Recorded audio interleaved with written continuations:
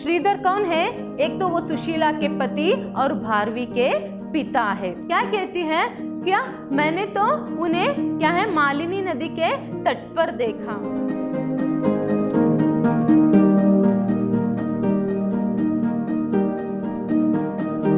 नमस्कार, मैं हूं हर्षिता। आज हम द्वितीय पीयूसी के हिंदी पठ्य पुस्तक से तृतीय सोपान में जो द्वितीय एकांकी है प्रतिशोध, उसको आज हम देखेंगे। देखिए, जो प्रतिशोध एकांकी है उसका प्रारंभ हो चुका है। प्रतिशोध एकांकी के फर्स्ट और सेकेंड सेशन में जो एकांकी है उसको हमने देखा था। लास्ट सेशन में हमने देखा था कि किस तरह यहाँ पर प्रतिशोध एकांकी में भारवी जो है अभी वो अपने घर से गायब है। पुत्र का घर ना आने के कारण माता जो सुशीला है वह बहुत ही परेशान रहती है। उसके जो पति है श्रीधर, श्रीधर कौन है? एक तो वो सुशीला के पति और भारवी के पिता है। देखिए, श्रीधर संस्कृत के महापंडित है, वही भारवी संस्कृत के महाकवि थे। तो ऐसे में क्या होता है, 2 दिनों से अभी जो भारवी है महाकवि है वो घर नहीं आए हैं। तो इसके कारण जो माता का जो हृदय है वो क्या है, यहाँ पर चिंतित है, वह बहुत ही चिंतित है। तो यहाँ पर श्रीधर जो है सुशीला के जो पति है उसे समझाने की बहुत कोशिश यहाँ पर कर रहे हैं, मगर सुशीला है कि वो शांति नहीं हो पा रही है। पहले तो क्या है यहाँ पर वो उसे समझाने का भरसक प्रयास करते हैं। जब सुशीला को ये पता चलता है कि श्रीधर ने ही क्या है कुछ ऐसी बातें कही है कि यहाँ पर भारवी को जो है उसे बुरा लगा है और उसी के कारण वो अभी घर नहीं आया है करके। श्रीधर ने क्या कहा था भारवी को भरी सभा में? उसे महामूर्ख, अज्ञानी, दंभी कहा था। क्या कहा था श्रीधर ने भारवी को सभी पंडितों के सामने भरी सभा में? यहाँ पर दंभी, अज्ञानी, महामूर्ख कहा था। तो जब ये बात पता चलती है तब तो सुशीला और भी यहाँ पर क्या है बेचैन हो जाती है। मैंने परसों क्या किया था, मेरे लाल को पुष्पमाला, अपने हाथों से मेरे लाल को पुष्पमाला जो है पहना कर मैंने क्या है उसे भेजा था। मुझे क्या पता था कि हमेशा की तरह भारवी को, मेरे पुत्र को जो है आज भी पिता की भर्त्सना मिलेगी, जीत के बदले में उसे क्या है पिता की भर्त्सना मिलेगी करके। देखिए, यहाँ पर हर वक्त क्या होता था, मतलब ज्यादातर यहाँ पर भारवी तो ज्ञानी था ही, वो महाकवि भी था, मगर क्या होता है जिस तरह वो शास्त्रार्थों में पंडितों को हराता जाता है वैसे वैसे उसके मन में अहंकार भी बढ़ता जाता है। इसीलिए पिता के मन में क्या था कि क्या है उसे क्या है जो अहंकार है वो कम करनी है। तो इसीलिए सब लोग तो तारीफ करते ही है, जब भी वो शास्त्रार्थों में पंडितों को हराता था तभी सभी लोग तो उसके तारीफ करते ही थे, मगर क्या है उसके अहंकार ना बढ़े और कि जो अहंकार है ना बढ़े। इसीलिए श्रीधर क्या करते थे, कभी कभार क्या है उसकी भर्त्सना, मतलब उन्हें क्या है यहाँ पर अपमानित किया करते थे या फिर उसको डांटा करते थे। तो ऐसे में इस बार भी वैसे ही हुआ था। तो श्रीधर कहते हैं हमेशा तो मैं उसे क्या है डांटा करता था, उसकी ताड़ना किया करता था, मगर इस बार तो क्या है तब तो वो घर आता था मगर इस बार क्यों नहीं आया करके वो भी अभी चिंतित हो जाते हैं। कौन? श्रीधर। तो ऐसे में क्या होता है, सुशीला और भी यहाँ पर परेशान है। तभी यहाँ पर दरवाजे जो है खटाने की जो आवाज़ है सुनाई देता है। तभी कौन करके देखने पर कौन आती है वहाँ पर? आभा। आभा कौन है यहाँ पर? सुशीला के घर की, मतलब भारवी के घर की सेविका है, ये अच्छे से याद रखना है आपको। तो आभा का प्रवेश होता है। तो आभा आने पर उसे क्या है वो कहती है कि अभी मैंने सोच लिया कि भारवी है। तभी वो पूछती है अभी तक कवि नहीं आए। देखिए, आभा ने भारवी को क्या करके संबोधित किया यहाँ पर? कवि करके। तो अभी तक कवि नहीं आए क्या करके वो कहती है। तभी सुशीला कहती है नहीं। तो कहती है कि सुशीला आभा से कहती है तो मेरी प्यारी आभा है ना, तो जा अभी जाकर क्या है मेरे लाल को खोज ला। लाल मतलब यहाँ पर कौन है? सुशीला का लाल, भारवी। तो उसे ढूंढ ला कहीं से भी करके कहती है। तभी आबा कहती है ठीक है, मैं कवि को ढूंढने जरूर जाऊंगी, अवश्य उन्हें ढूंढ कर लाऊंगी, मगर आप पहले खाना तो खा लीजिए। देखिए आपका भोजन ऐसे ही रखा है, भोजन मतलब क्या है यहाँ पर, खाना। आपका भोजन वैसे ही है, आपने खाना नहीं खाया अभी तक, आप पहले खा लीजिए, मैं फिर जाऊंगी। तभी कहते हैं नहीं, मैं खा नहीं सकती, जाओ तुम अभी पहले जाकर क्या है भारवी को ढूंढ लाओ करके कहती है। तो ऐसे में आबा का प्रस्थान होने से पहले आबा जो है यहाँ पर सुशीला से कहती है ठीक है मैं जाऊंगी, मगर उससे पहले आपसे एक निवेदन है। क्या है यहाँ पर, कवि से मिलने के लिए कोई आए हैं, आप लोगों से मिलने के लिए कोई द्वार पर खड़ा है करके आबा कहती है। तब तो श्रीधर कहते कि हम अभी किसी से मिल नहीं सकते, क्योंकि श्रीधर भी परेशान है। हालांकि वो सुशीला के जितना क्या है अपनी परेशानी को दिखा नहीं रहे, मगर क्या है वो भी अभी मन से वो भी चिंतित है, उनके मन में भी चिंता है, तो वो किसी से मिलना नहीं चाहते। तो अभी वो कहते कि वो क्या है भारवी से परिचित है। तो तभी सुशीला कहते आने दीजिए उसे, शायद वो भारवी से परिचित होने के कारण क्या है भारवी के बारे में कोई संदेश लाई हो, इसलिए ठीक है आबा को कहते हैं कि उसे ठीक है अंदर भेज दो करके। तो ठीक है करके वहां से क्या होता है यहाँ पर आबा का प्रस्थान होता है। देखिए एक एकांकी है, एकांकी मतलब एक अंक वाला नाटक। तो अभी प्रवेश हुआ, अभी प्रस्थान, प्रस्थान मतलब वो वहां से मंच पर से भी चली जाती है। तो इसके बाद लास्ट सेशन में हमने यहाँ तक देखा था। तो आइए आगे की जो कहानी है एकांकी में आगे क्या होता है, भारवी कब आएगा, अभी जो द्वार पर खड़े हैं वो कौन है, क्या उससे भारवी का जो है कोई यहाँ पर पता लग सकता है क्या करके आज के सेशन में हम देखेंगे। देखिए अभी क्या होता है, भारती का प्रवेश होता है। कौन आए थे द्वार में, द्वार पर कौन खड़ा था, भारती खड़ी थी। तो भारती घर के अंदर आती है, घर के अंदर आते ही वो पहले प्रणाम करती है, प्रणाम मेरा नाम भारती है करके वो कहती है। तभी यहाँ पर सुशीला उससे कहती है कि क्या तुम मेरे भारवी से परिचित हो, क्या कहती है सुशीला, क्या तुम मेरे भारवी से परिचित हो क्या करके पूछती है। तभी यहाँ पर भारती कहती है भला वसंत ऋतु में कोकिल के स्वर से कोई यहाँ पर अनजान रह सकता है, कौन परिचित नहीं रहता करके। देखिए कोकिल मतलब यहाँ पर क्या है, कोयल। वसंत ऋतु में भला कोई कोयल के जो स्वर है, वो जो यहाँ पर कोयल की जो कूक है उससे कोई भला अपरिचित कैसे हो सकता है। वैसे ही आज के संदर्भ में भारवी से कौन परिचित नहीं हो सकता करके कहती है भारती। तभी क्या होता है, सुशीला कहती है तुम भारवी को कब से जानती हो, तुम भारवी को कब से जानती हो करके कहती है, पूछती है सुशीला। किससे पूछती है, भारती से।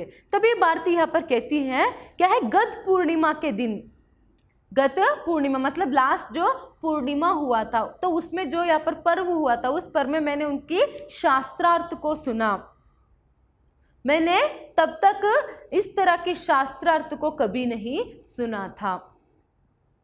और उसके साथ साथ जो उन्होंने वेदांत की जो मीमांसा भारवी जी ने किया था, भारवी ने जो वेदांतों की मीमांसा की थी, तो तब तक मैंने इस तरह की मीमांसा कभी नहीं सुना था करके यहाँ पर भारती जो है सुशीला से कहती है। मानो उस संदर्भ में वो जो शास्त्रार्थ उन्होंने किया था गत पूर्णिमा के पर्व के दिन, मानो मैं वहीं पर ही उपस्थित थी। मुझे उनकी जो शास्त्रार्थ है और वेदांत की जो मीमांसा उन्होंने किया था, मुझे ऐसा लगा कि साक्षात ब्रह्म ज्ञान ही यहाँ पर सरस्वती की वीणा पर नाच रही है। क्या है, साक्षात ब्रह्म ज्ञान ही यहाँ पर सरस्वती की वीणा पर नृत्य कर रही है, मुझे ऐसा आभास हुआ। वो तो कितने महान कवि है, महाज्ञानी है करके यहाँ पर भारती भारवी की क्या है, प्रशंसा करती है। प्रशंसा करना मतलब क्या है, तारीफ करना। तब तो क्या है, सुशीला को थोड़ा सा यहाँ पर चैन मिलता है और उसे वो खुश हो जाती है कुछ सेकंड के लिए, कुछ पल के लिए। कहते हैं कि हाँ मेरा भारवी ऐसा ही है, मेरा भारवी महापंडित है, महाज्ञानी है करके उसे क्या है, खुशी मिलती है। देखिए किस माँ बाप को खुशी नहीं मिलेगी अगर कोई दूसरे आकर क्या है यहाँ पर उनके बच्चों की तारीफ उनके सामने करे। तो हर माँ की तरह यहाँ पर सुशीला का भी क्या हुआ, यहाँ पर अपने बेटे की तारीफ, यहाँ पर जो विदुषी, देखिए भारती भी कोई सामान्य स्त्री नहीं है, वो भी एक विदुषी थी, तो उसके मुंह से यहाँ पर भारवी की जो प्रशंसा उसे सुनकर वो खुश हो जाती है। तभी श्रीधर यहाँ पर भारती से पूछते हैं कि आपके यहाँ पर आने की कारण क्या है देवी करके, यहाँ पर इस वक्त यहाँ पर आने की कारण क्या है देवी करके श्रीधर भारती से पूछते हैं। तभी भारती कहती है क्या है, महाकवि के दर्शन के लिए मैं यहाँ पर आई हूँ। महाकवि कौन है, भारवी है, तो भारवी को देखने के लिए यहाँ पर भारती क्या है आई थी उस समय। तो तभी सुशीला कहती है मगर भारवी तो घर नहीं आया अभी तक करके, भारवी तो अभी तक घर पर नहीं है, अभी तो घर पर नहीं है, वो अभी तक घर नहीं आया करके कहती है।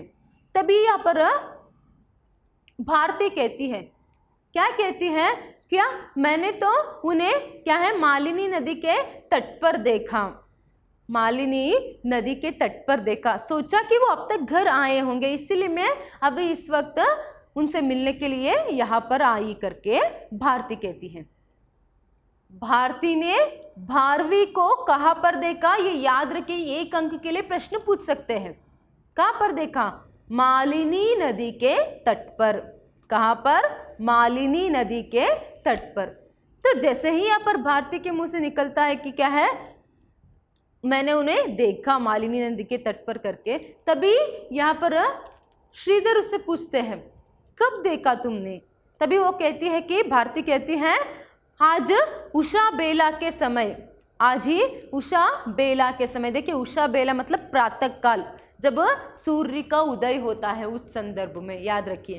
तो आज ही सुबह मैंने प्रातः काल में उनको वहां पर देखा, वो ध्यान मग्न थे करके। सुशीला तभी पूछती है, उत्सुकता में वो पूछती है कि क्या तुमने भारवी से बात की, क्या भारवी ने तुमसे कुछ कहा करके पूछती है। तभी यहाँ पर भारती कहती है नहीं, मैं उनसे कुछ बात नहीं कर पाई। पहले तो वो जब मैंने उनको देखा तब वो क्या है ध्यान मग्न थे, शायद वो भारती की उपासना कर रहे थे। तभी यहाँ पर चौंक जाते हैं क्या करके दोनों। तभी यहाँ पर वो भारती जो है हंस कर कहती है, भारती मतलब मैं नहीं, भारती मतलब यहाँ पर कौन है, सरस्वती, सरस्वती माता की शायद वो उपासना कर रहे थे, मैं इसीलिए मैंने उनका ध्यान भंग करना उचित नहीं समझा, इसीलिए मैं उनसे मिल नहीं पाई। फिर क्या बाद में तुमने उनसे बात की करके यहाँ पर पूछने पर भारती कहती है नहीं। जैसे ही उन्होंने क्या है वो आंख खोले, वो बहुत ही उद्वेग में थे और बहुत ही जल्दी जल्दी से वहाँ से वो निकल गए करके, इसीलिए मैं उनसे मिल नहीं पाई, इसीलिए तो यहाँ पर आई हूँ उनसे मिलने के लिए करके भारती कहती है। तभी सुशीला कहती है देखो ये उनके पिता है, भारवी के पिता है, अभी ये भी परेशान है कि क्या है भारवी अभी तक घर नहीं आया करके। तभी यहाँ पर श्रीधर उससे कहते हैं कि ठीक है देवी, जैसे ही भारवी आएगा घर पर क्या है हम तुम्हें संदेश भेज देंगे, तब तुम आकर उससे भारवी से मिल लेना करके। तभी क्या होता है, भारती कहते हैं कि ठीक है आपको यहाँ पर मैं वो कष्ट नहीं दूंगी, मैं कल सुबह कल प्रातःकाल फिर यहाँ पर उपस्थित हो जाऊंगी करके वहां से भारती का प्रस्थान, उनको प्रणाम करती है और वहां से भारती का प्रस्थान होता है। प्रस्थान मतलब वहां से भारती चली जाती है। अभी घर पर कौन बचे हैं, सिर्फ सुशीला और श्रीधर, सुशीला और श्रीधर दोनों ही बचे हैं अभी। क्या है सुशीला बहुत ही यहाँ पर चिंता में कहती है कि अभी देवी भारती से भी क्या है मेरे लाल का कोई पता नहीं चला, अभी उसको भी पता नहीं है करके वो चिंतित हो जाती है। तभी यहाँ पर श्रीधर फिर से अपनी पत्नी को समझाते हैं, सुशीला को समझाते हैं तुम क्या है चिंता ना करो, सुशीला तुम चिंता ना करो, चलो अभी क्या है पहले वो खाने के लिए कहते वो नहीं कहते खाने के लिए, तो वो मना कर देती है। अभी सुशीला और श्रीधर कहाँ चले जाते हैं, अपने कमरे में जाते हैं, शैया पर सो जाती है। शैया मतलब यहाँ पर क्या है, बेड। तो शैया पर दोनों सो जाते हैं।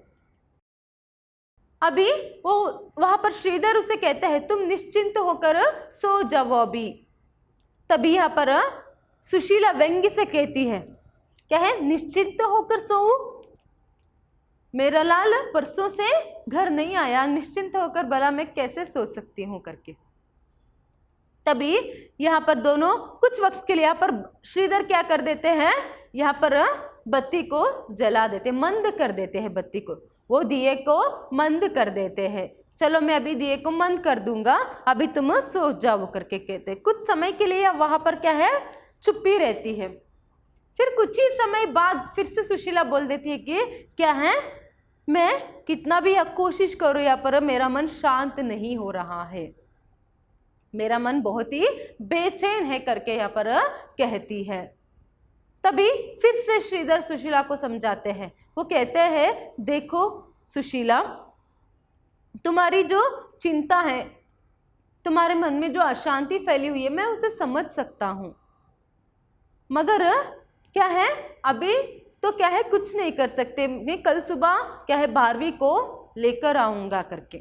देखो ऊपर, वो आसमान को दिखाते हुए कहते हैं कि ऊपर देखो आसमान में कितने सारे तारे हैं, न जाने वो एक दूसरे से कितने दूर है। आसमान में बहुत सारे जो तारे हैं वो क्या है कितने एक दूसरे से दूर है, फिर भी वो क्या है वहाँ पर चमकते रहते हैं, उतने दूर होने पर भी वो क्या है चमकते रहते हैं, पूरे आसमान को वो प्रकाशित करते रहते हैं। अभी तुम्हें भी वैसा ही रहना है करके कहते हैं। तभी सुशीला कहते हैं शायद ही उन तारों में कोई माँ न रही होगी, शायद ही उन तारों में कोई माँ ना होगी करके सुशीला कहती है। फिर श्रीधर उसे समझाते हैं, अभी मैं तुम्हें किस तरह समझाऊं, देखो बीज से जो फूल है वह कितना दूर रहता है, जो बीज है मतलब वो जड़ में रहता, वो क्या है जमीन के अंदर रहती है बीज, वही फूल क्या है यहाँ पर कितना दूर रहता है। तो ऐसे में यहाँ पर बीज कभी मलिन होता है नहीं, वहाँ फूल को क्या है प्रफुल्लित करने के लिए, फूल को प्रफुल्लित करने के लिए क्या करता रहता है बीज, वो निरंतर उसे रस जो है बेचते रहते हैं। ऐसे ही चाहे क्या है माँ से पुत्र जो है कितना भी दूर रहे, माँ को सिर्फ यही कामना करनी है कि क्या है बेटा जो है कहीं भी हो खुश रहे करके। तो वो यहाँ पर कहते हैं कि क्या है बल्कि तुम्हें चिंता करने से भी ज्यादा क्या है भगवान से प्रार्थना करनी है कि क्या है तुम्हारा बेटा कहीं भी हो खुश रहे सुरक्षित रहे करके। तभी सुशीला क्या करती है, कहती है कि हे भगवान मेरा बेटा जहाँ भी रहे वहाँ खुश रहे सुरक्षित रहे करके भगवान से प्रार्थना करती है। फिर भी वहाँ उसको चैन नहीं मिल रहा है, तो यहाँ पर श्रीधर जो है सुशीला से कहते, तो उतने में क्या होता है कुछ आवाज होती है, तो फिर से वो कहते हैं कि क्या है भारवी भारवी करके। तभी श्रीधर उसे समझाते हैं कि कुछ नहीं वो तो हवा का झोंका है करके। तभी यहाँ पर कहती है कि मेरा लाल मेरा भारवी कभी भी आता तो दरवाजे पर ऐसे ही आवाज करता करके, मैंने सोचा कि मेरा भारवी आया है। तभी श्रीधर कहते हैं कि नहीं ये हवा का झोंका है सो जाओ। तभी श्रीधर फिर और चिंतित हो जाते हैं, वो कहते हैं सुशीला मुझसे तुम्हारी ये जो हालत है देखी नहीं जा रही है, ये जो तुम्हारी चिंता है वो मुझसे देखा नहीं जा रहा है, तुम कहो तो मैं क्या है अभी जाऊंगा, अभी जाकर भारवी के खोज में लग जाऊंगा, भारवी को ढूंढ कर लाऊंगा करके। तभी सुशीला कहती है रहने दीजिए, रात के इस अंधकार में, रात के इस अंधकार में भला आप उसे कहाँ से ढूंढेंगे, आप कल सुबह ही जाकर उसे ढूंढ कर लाइए करके कहती है सुशीला। वो कहती है कि मैं तो मेरे भारवी के बिना नहीं रह सकती, वो मेरा लाल है, महाकवि है, महाज्ञानी है, महापंडित है करके अपनी चिंता को व्यक्त करती है। तो दोनों को भी नींद नहीं आ रही है, तो ये जो उनमें जो बातचीत है वो आगे बढ़ती जाती है। तो अभी सुशीला से श्रीधर कहते जाते हैं कि देखो, अभी मैं तुमसे एक बात कहना चाहता हूँ। अभी जो हमारा भारवी है वो महाकवि बन चुका है। हमारा भारवी जो है वह महाकवि बन चुका है। दूर दूर तक क्या है, उसे हराने वाले कोई नहीं है। तो ऐसे में क्या है, मुझे तो उसकी उन्नति देखकर क्या है, बहुत ही प्रसन्नता मिलती है, बहुत ही प्रसन्नता मिलती है। मगर आजकल मैं देख रहा हूँ कि किस तरह वह यहाँ पर महाकवि बनता जा रहा है, किस तरह उसकी उन्नति बढ़ती जा रही है। वैसे वैसे उन्नति के साथ साथ उसके मन में अहंकार भी बढ़ता जा रहा है। उसके अहंकार को देखकर मैं चिंतित हूँ, क्योंकि अहंकार जो है वह उन्नति में बाधक है। ये याद रखिए, उन्नति में क्या बाधक है? अहंकार। तो ये जो अहंकार है वह उन्नति में बाधक है। मैं तो चाहता हूं कि मेरा बेटा जो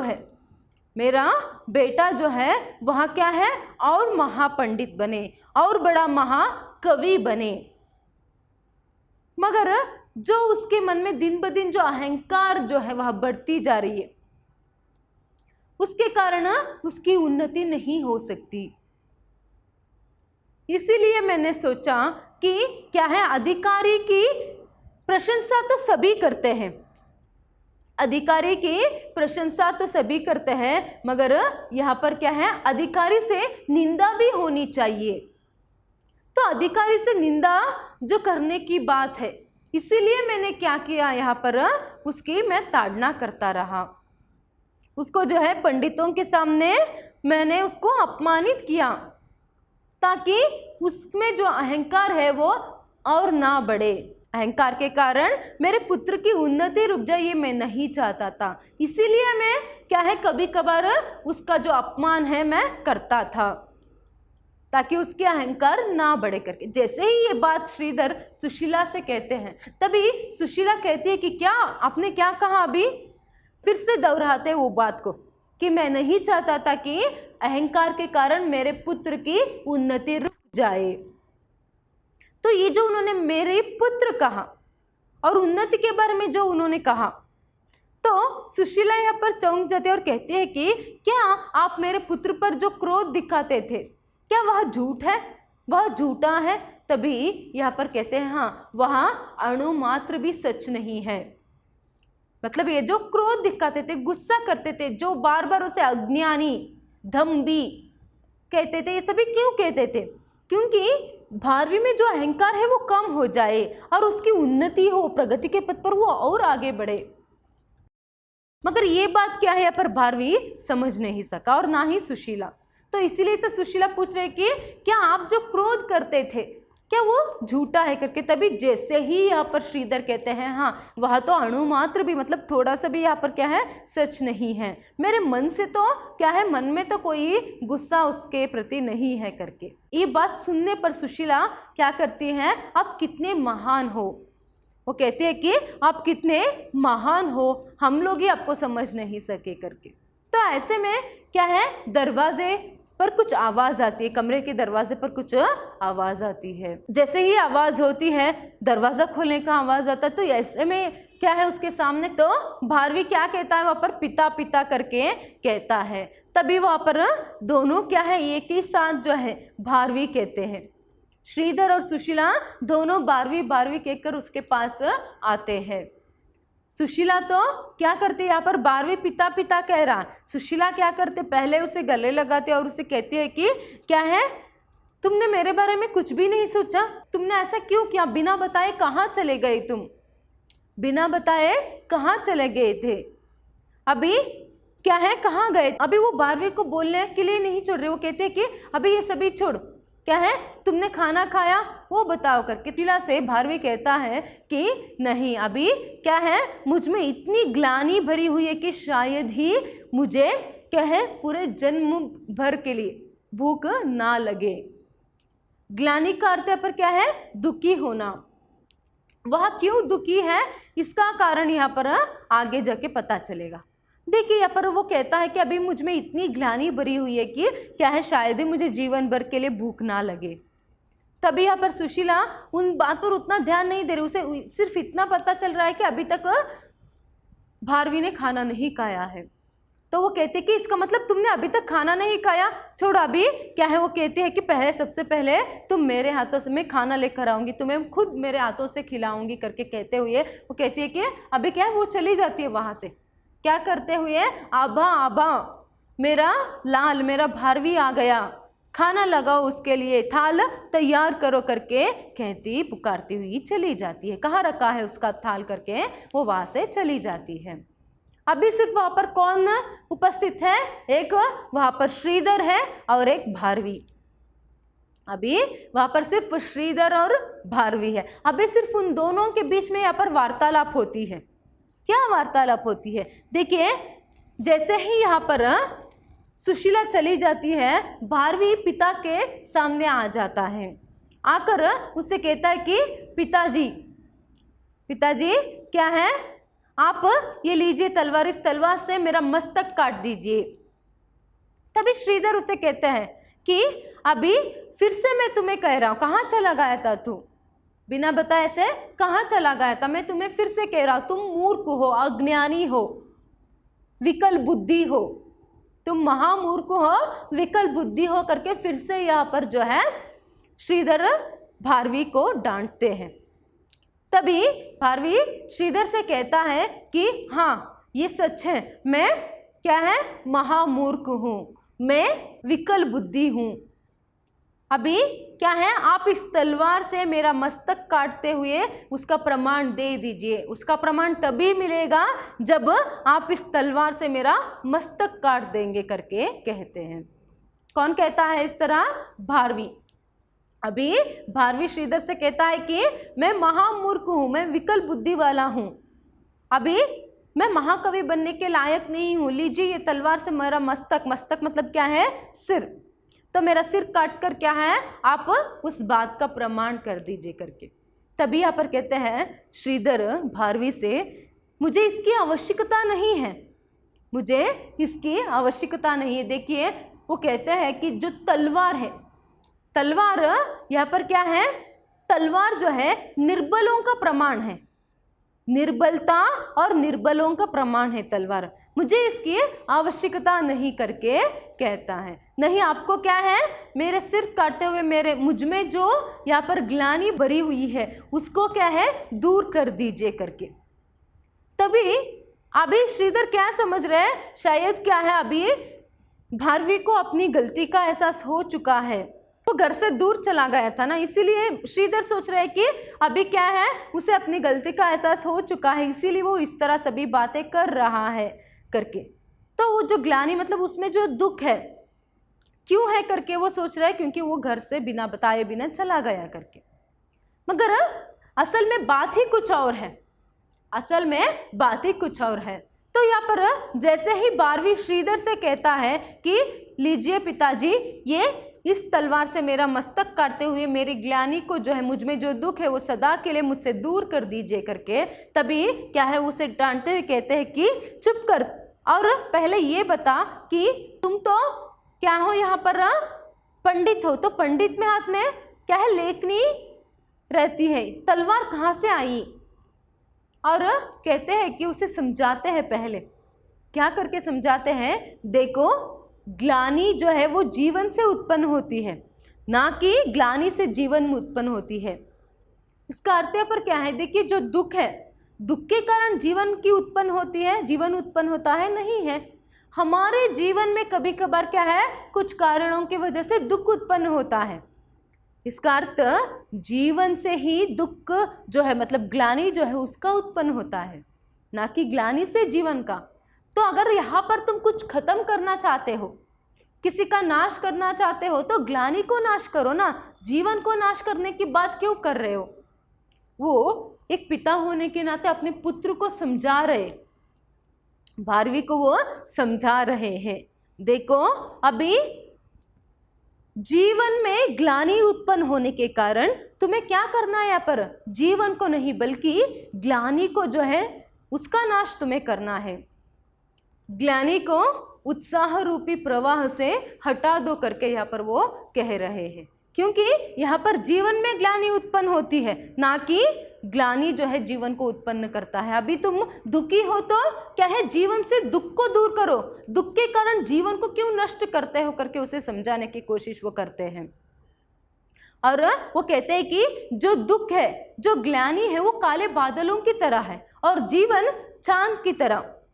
और एक उदाहरण यहाँ पर वो देते हैं कि जो दुख है, ग्लानि है, वह काले बादल है, और काले बादल तो आसमान में आते जाते रहते हैं, और वो जो काले बादल है सिर्फ कुछ समय के लिए चांद को क्या है, चांद की रोशनी को रोक सकते हैं, उतना ही, ना कि वो क्या है हमेशा के लिए। इसीलिए क्या है, जो जीवन है वो चांद की भांति है, चंद्रमा की भांति है।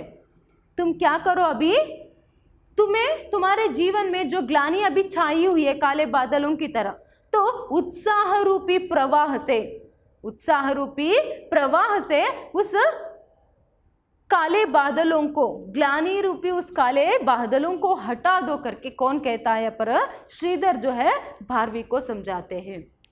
और जो वो पूछते हैं भारवी से कि तुम तो यहाँ पर पंडित हो, तुम्हारे हाथ में लेखनी होनी चाहिए और तलवार का क्या काम है करके, तभी यहाँ पर भारवी कहता है कि हाँ आप सच बोल रहे हो, मैं महाकवि नहीं हूँ, मैं मूर्ख हूँ, मैं जीवन का स्वामी नहीं हूँ, इसीलिए तो मेरे जीवन में क्या है, ग्लानि का अधिकार है। अभी क्या है, मेरे हाथ में तलवार है, मैं मूर्ख हूँ, मैं महाकवि नहीं हूँ, इसलिए आप मेरे मस्तक काट दीजिए करके यहाँ पर फिर से वो कहते हैं।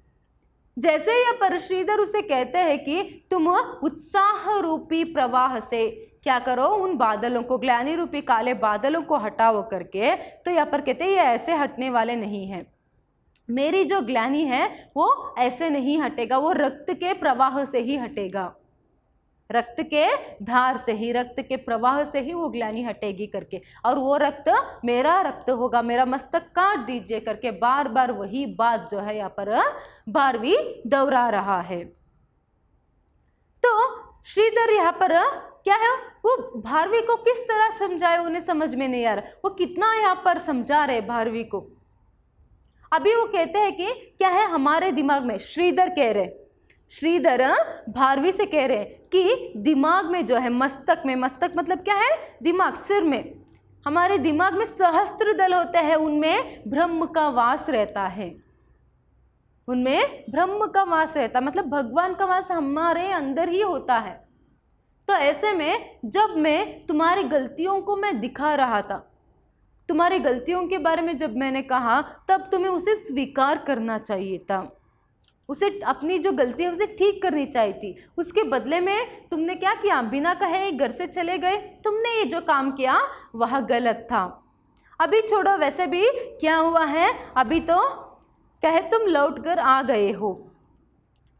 तो वो यहाँ पर कहते हैं कि अभी क्या है, जैसे वो भारवी को समझा रहे, भारवी फिर से यहाँ पर कहता है कि नहीं, आप मेरे मस्तक को काट दीजिए, मैं इन 2 दिनों में प्रतिशोध से जल रहा था करके। देखिए, जैसे ही प्रतिशोध शब्द श्रीधर सुनते हैं, वो कहते हैं, फिर से वो शब्द, उस शब्द को दोहराते, क्या कहा तुमने, प्रतिशोध।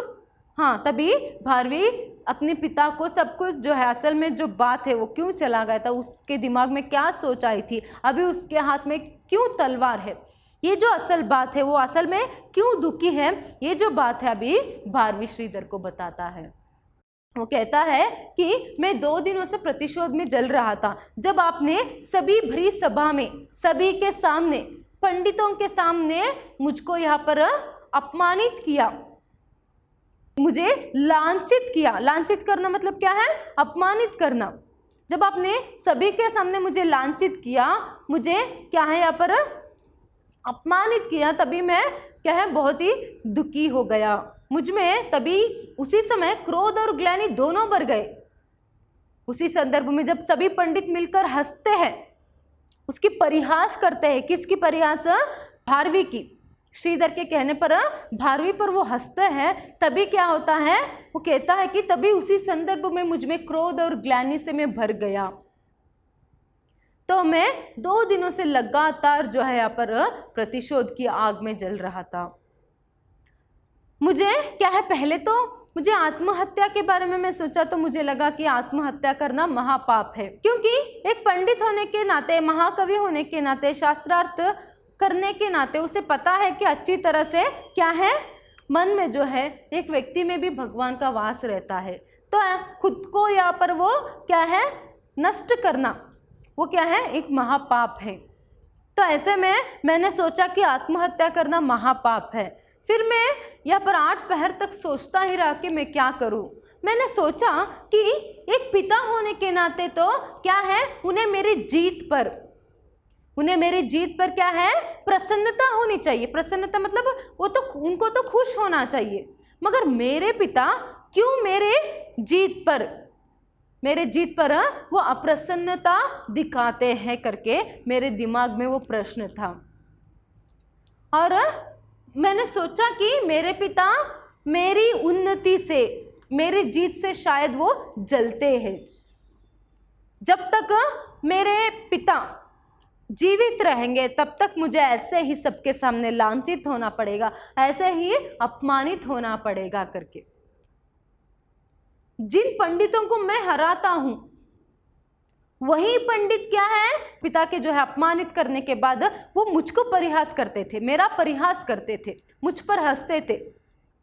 तो मैं ये सहन नहीं कर सका। मुझे लगा कि आप मेरी उन्नति से जलते हो, इसीलिए मैंने सोचा कि क्या है, मैं आपको ही नष्ट कर दूं। मैंने सोचा कि जब तक आप जीवित रहेंगे तब तक जो है मुझे ऐसे ही सबके सामने अपमानित होते रहना पड़ेगा। इसीलिए मैंने यही सही समझा कि मैं आपके ही क्या है, मेरा जीवन तो मैं नष्ट नहीं कर सकता, मैं आपके जीवन को ही नष्ट कर दूं। अभी क्या है, मैं आपके जीवन को ही नष्ट कर दूं। मैं असल में क्या है, आज शाम से ही यहाँ पर छुपा हुआ था, आज शाम से ही यहाँ पर छुपा हुआ था। मैंने सोचा कि जब रात को आप लोग सो जाएंगे, माता और आप सो जाएंगे, तो मैंने सोचा कि इस तलवार को आपकी ग्रीवा पर रखूंगा। ग्रीवा मतलब यहाँ पर क्या है, गले पर। ग्रीवा मतलब क्या है, इस तलवार को आपके गले पर रखकर क्या है, आपके जीवन को नष्ट कर दूंगा। इसका अर्थ क्या है, आपको मार दूंगा, ऐसा मैंने सोचा। इसीलिए मैं यहाँ पर छिपा हुआ था करके। देखिए, एक बेटा होने के नाते भारवी किस तरह यहाँ पर सोच पड़ता है। वो एक महापंडित है, वो ज्ञानी है, वो महाकवि है, इसके बावजूद भी वो ये नहीं समझ सका कि पिता बार बार उसको अपमानित क्यों करते थे। जिस तरह एक सामान्य मनुष्य की तरह वो भी क्या है, वो भी बहक गया। क्रोध के हाथ में क्या है, अपना दिमाग उसने दे दिया। इसीलिए तो ये जो जघन्य पाप है, वो कहता है कि तभी जैसे ही वो ये सभी बातें कहता है भारवी श्रीधर से, श्रीधर भारवी से कहता है, अगर तुमने ऐसे क्यों नहीं किया। पहले वो कहते हैं, फिर तुमने ऐसा क्यों नहीं किया, ऐसा किया होता तो कितना अच्छा होता कि पुत्र के हाथ से ही पिता को मृत्यु मिले, ये मेरे लिए एक सौभाग्य होता करके कहते हैं। तभी भारवी कहता है, अभी मैं आपसे बहस नहीं कर सकता, आपसे प्रतिवाद करने की क्षमता भी मुझ में नहीं है, क्योंकि मैं अभी इतना यहाँ पर ग्लानि में क्या है डूबा हुआ हूँ कि वो क्षमता, आपसे प्रतिवाद करने की क्षमता मुझ में नहीं है। और आप मुझे और लज्जित ना करो इस तरह से बात करके। वो कहते हैं ना, कितने यहाँ पर एक पिता की जो बड़प्पन है वो हम देख सकते हैं। आप मुझे और लज्जित ना करो करके यहाँ पर कहता है भारवी, आप लीजिए मेरे मस्तक को इस तलवार से काट दीजिए करके कहता है। तभी यहाँ पर वो हंसते हुए, श्रीधर हंसते हुए कहते हैं कि उठो। वो तो घुटने के बल बैठ ही जाता है, कहते हैं कि उठो, भला क्या है, अभी तो तुम में जो है, तुम में प्रायश्चित आ गया है, अभी तुम्हें अपनी गलती का एहसास हो गया है, यही काफी है करके। और उसके साथ साथ पितृहत्या का दंड पुत्र हत्या नहीं हो सकती करके। पितृहत्या का दंड पुत्र हत्या नहीं हो सकता, तुम कैसे बातें कर रहे हो करके। फिर भी भारवी नहीं मान रहा है, फिर भी वो कह रहा है कि नहीं, मैं आजीवन जो है इस ग्लानि के साथ जीवित नहीं रह सकता, आप मुझे कुछ तो दंड दीजिए करके। तभी श्रीधर यहाँ पर भारवी को समझाते हैं दंड की आवश्यकता तब बढ़ती है जब यहाँ पर क्या है, गलती हो, जब यहाँ पर पाप रहे तभी दंड की आवश्यकता पड़ती है। मगर यहाँ पर तुम में पाप नहीं, पाप के बदले में प्रायश्चित है। इसका अर्थ यहाँ पर क्या है, उसे अपनी गलती का एहसास हो चुका है, अभी वो प्रायश्चित कर रहा है। तो प्रायश्चित के रूप में ही क्या है, वो यहाँ पर अपनी मृत्यु को क्या है, मृत्यु को वो क्या कर रहा है, यहाँ पर स्वीकार कर रहा है। इसीलिए तो वो बार बार कह रहा है कि अपने पिता से कि आप मेरा मस्तक काट दीजिए, आप मुझे मार दीजिए करके। तभी श्रीधर उसे समझाते हैं अभी तो क्या है, तुम प्रायश्चित कर रहे हो तो यहाँ पर दंड की आवश्यकता नहीं है करके। भारवी जो है कहता है तो फिर भी मैं आजीवन इस ग्लानि के साथ इस दुख में जीवित नहीं रह सकता। आप शास्त्र के अनुसार तो जो दंड है, नियमों के अनुसार यहाँ पर जो दंड मिलना चाहिए एटलीस्ट वो तो दे दीजिए। बिना दंड के मैं क्या है यहाँ पर चैन से अपना जीवन व्यापन नहीं कर सकता करके।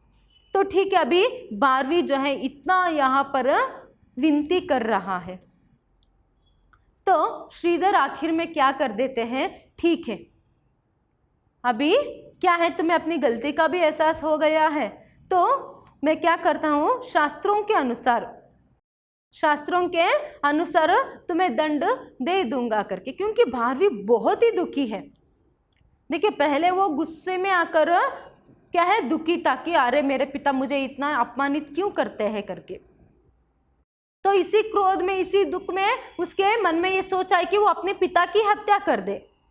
अभी जब उसे अपने पिता की जो उसके मन, अपने पिता के मन में जो बात रहती है, क्यों वो बार बार वो उसकी उसको जो है अपमानित करते थे, ये कारण पता चलने पर उसे अपने आप पर क्या है, घिन आती है।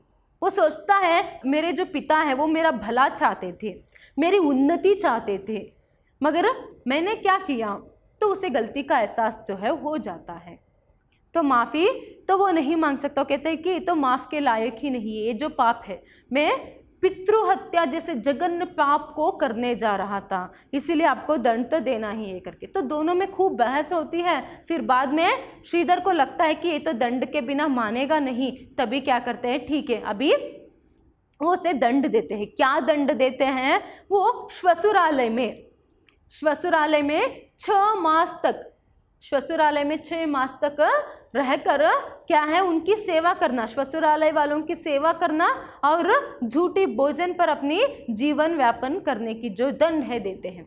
देखिए श्वसुरालय मतलब ससुराल, भारवी को अपने ससुराल जाना है। अभी क्या कहते हैं, ससुराल जाकर 6 महीने तक ससुराल में ही रहना है और ससुराल वालों की जो सेवा है करनी है, और उसके साथ साथ घर का सब कुछ काम करना, और उसके साथ साथ झूठे भोजन पर क्या है, उसी को खाकर उसे यहाँ पर 6 महीने तक रहना है। इस तरह उसे अपनी दंड जो है मिलती है।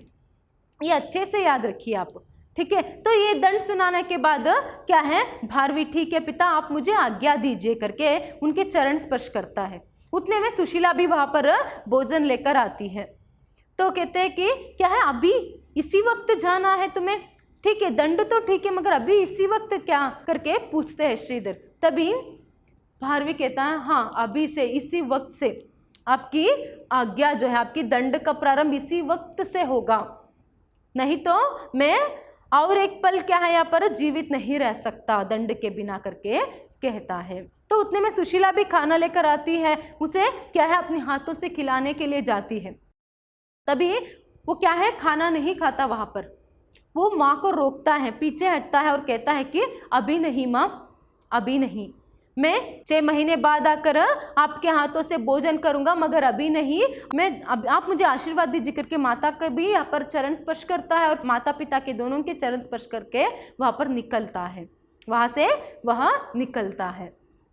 तो यहाँ पर कहती है कि क्या है ये 6 महीने की बात क्या है करके कहती है। तभी वो भारवी कहता है कि आप ये सभी जो है पिताजी आपको धीरे से समझाएंगे, बताएंगे, अभी मुझे आज्ञा दीजिए करके वहां से चला जाता है। यहाँ पर सुशीला कह रहे भारवी भारवी करके, तो श्रीधर उसे कहते हैं नहीं, कहे भारवी तो चला गया, भारवी तो चला गया करके श्रीधर क्या है सुशीला से कहता है। तो ऐसे में क्या है, बाद में जो बात है वो सभी यहाँ पर बता देता है शीला को। तो यहाँ पर यहाँ तक जो है वो जाते समय भी क्या है, प्रतिशोध प्रतिशोध करते हुए ही जाता है। अभी वो अपने आप से प्रतिशोध लेगा, वो कहता है पिता से जाने से पहले अभी मैं अपने आप से प्रतिशोध लूंगा। तो फिर भी जाते समय नेपथ्य में यही आवाज सुनाई देती है कि प्रतिशोध प्रतिशोध। यहाँ तक आपका जो एकांकी है, आपका जो पाठ है वह पूर्ण होता है, समाप्त होती है। देखिए ये जो कहानी है इसके बाद क्या होता है, वो 6 महीने तक अपने ससुराल वालों की सेवा कर कर, झूठे भोजन पर अपनी जीवन का निर्वाह कर कर क्या होता है, उसमें जो भी अहंकार है, जितना भी अहंकार है वह नष्ट हो जाता है। पहले तो उसे अपनी गलती का एहसास हो गया, अभी 6 महीनों तक तो सेवा कर कर क्या है, उसे अपनी गलती का एहसास अच्छे से हो जाता है और उसका जो अहंकार है वह मिट जाता है। उसके बाद ही जो कवि है, महाकवि भारवी है, वो किरातार्जुनीयम नामक एक महाकाव्य का निर्माण करता है, जिससे उसकी प्रसिद्धि जो है वह और बढ़ जाती है। इसके कारण किरातार्जुनीयम नामक ग्रंथ की, महाकाव्य की रचना भारवी करता है। इसी के बाद तो क्या होता है, इस तरह वह और प्रसिद्धि पा जाता है, महाकवि से और भी महाकवि बन जाता है। किसके कारण हुआ ये सभी? ये सभी श्रीधर के कारण, पिता के कारण, पिता के जो मार्गदर्शन भारवी को मिला उसके कारण। देखिए पाठ तो यहाँ पर समाप्त हो जाता है। ये यहाँ पर संदेश हमें क्या मिलती है, क्या संदेश इस एकांकी से हमें मिलता है? देखिए जो पिता होते हैं, माता पिता तो बच्चों की भला ही चाहते हैं, मगर स्पेशली जो पिता है वो उनके प्यार को जो है उतना जताते नहीं हैं, अपने प्यार को वह दिखाते नहीं हैं, बल्कि वह तो थोड़ा सा तो स्ट्रिक्ट बच्चों के सामने रहते हैं। क्यों ऐसे रहते हैं? आज के लिए भी क्या है, अगर हमें देखना है तो कुछ लोग अपने पिता से, बच्चे जो है अपने पिता से उतना यहाँ पर नाराज रहते हैं। वो सोचते हैं कि पिता हमसे प्रेम नहीं करते, प्यार नहीं करते। जिस तरह यहाँ पर भारवी सोच रहा था ऐसे ही सोच। असल में वो कितना भी डांटे बच्चों को, पिता जो है यहाँ पर कितनी भी बच्चों को डांटे, बहुत कामों के लिए उसे रोके टोके, वो सभी के पीछे क्या भावना रहती है बच्चों की, वह भला ही चाहते हैं। बच्चे ज्यादा, माँ तो ज्यादा प्रेम करती ही है, उस प्रेम के कारण क्या है, बच्चे ज्यादा ना बिगड़े, और अगर उनकी मनमानी करने के लिए छोड़ दे तो वो कहीं गलत राह पर निकल ना जाए, या फिर क्या है वो गलत काम ना कर बैठे। इसीलिए पिता ज्यादातर क्या करते रहते हैं, बच्चों को डांटते रहते हैं। और रही एक संदेश हमें मिलती है कि पिता की डांट को ना, और उसके साथ साथ उनकी रोक टोक को बच्चों को क्या है, गलत नहीं समझना है। श्रीधर की ही तरह हर एक पिता में क्या है, अपनी बच्चों की भला, अपनी बच्चों की उन्नति ही वह भी चाहते हैं। जो भी बड़े डांटते हो सभी क्या है, बच्चों की भले के लिए ही है। इसीलिए उनकी बात को माननी चाहिए। जितना उनकी बात को मानेंगे तो वो क्या है, प्रगति के पथ पर अग्रसर हो सकते हैं, बढ़ते जा सकते हैं, उन्नति प्राप्त कर सकते हैं। जिस तरह भारवी ने अभी महाकवि से और महाकवि बन गया, ऐसे ये एक संदेश मिलता है। उसके साथ साथ अहंकार के बारे में एक बड़ी संदेश जो है हमें मिलती है। किस तरह अहंकार जो है यहाँ पर उन्नति में बाधक है, ये अच्छे से याद रखिए। आज भी हम देख सकते हैं कुछ लोग कुछ ही यहाँ पर पढ़कर या फिर डिग्री प्राप्त कर कर, मान लो उनको एक अच्छा काम मिल गया, वो सोच लेते कि हाँ मुझे सब कुछ पता है, उन्होंने एक बड़ी सी साधना ही कर ली। ये गलत बात है। किस व्यक्ति में समझ लीजिए अहंकार आ गया तो वह व्यक्ति जो है उन्नति नहीं कर सकता। इसीलिए एक छोटा सा उदाहरण, अगर आप अपनी कक्षा में हमेशा फर्स्ट आते रहते, फर्स्ट रैंक जो है आते रहते हो, तो आप में अहंकार नहीं बढ़नी चाहिए, बल्कि क्या है, आपको जो आपकी जो अध्ययनशीलता जो है, आपकी जो पढ़ाई जो है और आपकी जो प्रयास है उसे बरकरार रखनी है, अपने जीवन के अंत तक उसे बरकरार रखनी है। जिज्ञासु प्रवृत्ति होना और प्रयास करना मतलब कोशिश करना, जीवन में प्रयास करना, प्रैक्टिस करना, कोशिश करना और पढ़ना, ये जो है बहुत ही ज़रूरी है। इसलिए क्या है, अहंकार किसी भी मनुष्य में नहीं होनी चाहिए। ये सिर्फ पढ़ाई के संदर्भ में नहीं, किसी भी फील्ड में हो, किसी भी फील्ड में हो कि जो है अहंकार मनुष्य में नहीं आनी चाहिए। समझिए अगर आप में अहंकार आ गया तो आपकी उन्नति वहीं पर रुक गई। सिर्फ आप उतने में ही ठीक है तो ठीक है, अगर आप और ज्यादा यहाँ पर उन्नति प्रगति चाहते हो और ज्यादा ऊपर चढ़ना चाहते हो अपने जीवन में और सफलता की सीढ़ी चढ़ना चाहते हो तो पहले अहंकार को त्याग दीजिए। अहंकार जो है वह एक काला पट्टी है जो व्यक्ति के आंखों पर पड़ जाती है, बन जाती है। तभी क्या होता है, वो सही गलत का फर्क नहीं देख सकता, वो कुछ भी नहीं देख सकता, अंधकार ही अंधकार उसके जीवन में छा जाती है। तो एक तो अहंकार के बारे में और उसके साथ साथ एक पिता के हृदय के बारे में, एक पिता की महत्वता के बारे में इस पाठ से हमें संदेश मिलती है। धन्यवाद।